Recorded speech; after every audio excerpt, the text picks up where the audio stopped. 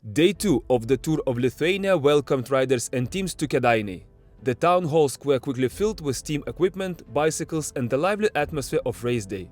At 11 a.m., the stage officially got underway, with the start given by the mayor of the Kėdainiai district, Valentinas Tamulis. Just like yesterday, the opening 3 kilometers were neutral. But the moment the flag dropped, the battle began. Ahead of the riders, 170 kilometers of racing. Strong winds swept across the course. Yet the pace kept rising, and after only a few kilometers, a crash hit the middle of the peloton. A powerful gust of crosswind had done the damage. Fortunately, no riders were seriously injured and everyone quickly returned to the race. The peloton regrouped and attacks immediately started flying. The speed reached an incredible 65 kilometers per hour. Eventually, the strong crosswinds began to split the bunch into 3 separate groups. The pace never eased, and the first group opened a gap of more than 25 seconds over the second. After 30 kilometers, the chasing group almost reconnected, and 1 kilometer later, the peloton was back together again. As the riders approached the first intermediate sprint at kilometer 41, an Estonian national team rider, Lau Karl Patrick, launched an attack on the uphill section and created a 15 seconds advantage.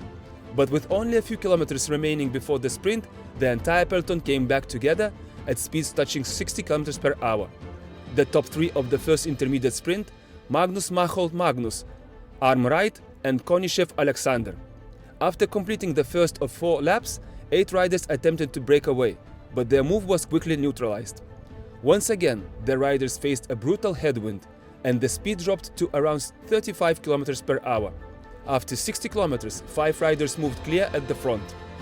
Their advantage over the peloton grew to 1 minute. The powerful crosswind continued to influence the race, with gusts reaching 15 meters per second, causing the peloton to split apart once again. With 109 kilometers remaining, the breakaway from the first group was caught, while the second and third groups merged together. Eventually, all groups reunited. On some sections of the course, speed exceeded 70 kilometers per hour. The peloton began to fracture once more, and a group of 20 riders escaped off the front. The second intermediate sprint approached at kilometer 85. First across the line was Arm Right, Energo cycling team. The second intermediate sprint approached at kilometer 85. First across the line was Arm Right, Energo cycling team. Second, Vachtra Norman. Third, Konishev Alexander, both from China Anta Mentech cycling team. At the beginning of the third lap, the group of 20 riders once again managed to break away from the peloton. Among the leaders were the riders wearing the yellow and red jerseys. The gap kept growing, and with 74 kilometers to go, had reached 1 minute and 35 seconds. It almost seemed as if the peloton had decided to ease the pace for a moment. The action calmed down, but the race continued and the kilometers kept ticking away. The riders attended the city once again as the third intermediate sprint approached, and the question was, who would make the top 3 this time? At kilometer 129, rider Herning Mika from Team ATT Investments won the intermediate sprint. His teammate Pavlak Tobias in second, and Konishev Alexander from Team China Anta Mentech third.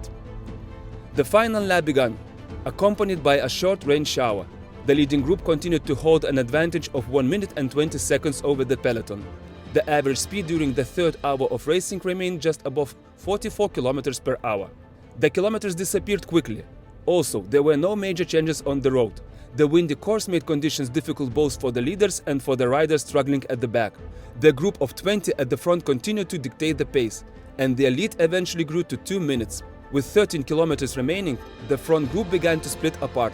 Only 13 riders remained. Their speed exceeded 60 km per hour. Eventually, the group of 13 shattered completely, and 4 riders surged clear. The gap started to grow, as did the tension among the leaders. The final corners approached, followed by a finishing straight only a few hundred meters long, where the winner of the Kėdainiai stage would finally be decided. First across the finish line was Estonian national team rider Lauri Tam. Second came Radoslav Frashek of Vibatech Lubelski Perla Polski, while the third place went to Magnus Mochmald of Team Coplay Giant Store. After stage 2, Alexander Konishev of the China Anta Mentech cycling team successfully held on the overall race lead and the yellow jersey. Stage winner Lauri Tam also claimed both the white and red jerseys, while the green jersey remained with Ryan Arm of the Energus cycling team.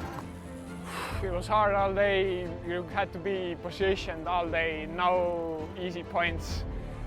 I got help from the team and luckily made every correct selection. And in the end, it was just up to me and the legs to follow the other moves. Was it hard or easy? It was extremely hard all day. No easy point, really. And what are your plans for upcoming stages? Try and win more of them, and we'll see about the GC. It's gonna be hard to defend. Okay, thank you.